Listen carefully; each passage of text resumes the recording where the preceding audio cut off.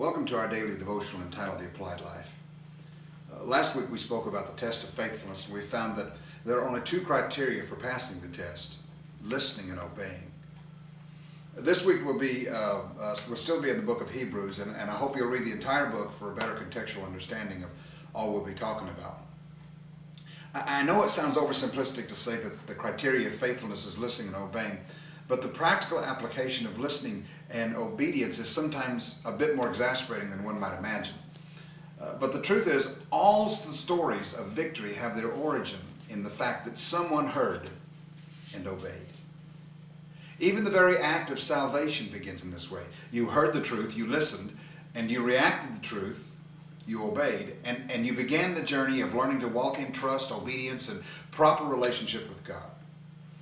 Now, ever so often we'll have what we call GPS moments, and they're a time when we stop and reflect about where we are and explore practical steps to move us further along the journey.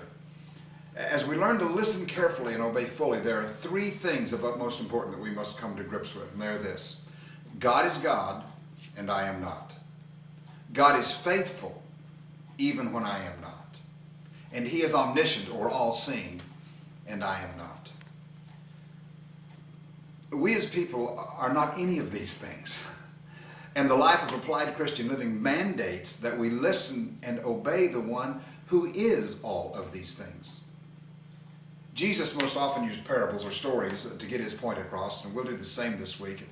Because our life is a story, and the better we understand our story, the better we understand how God works in our lives every day in practical ways. And that is the applied life. God bless you, and we'll see you tomorrow.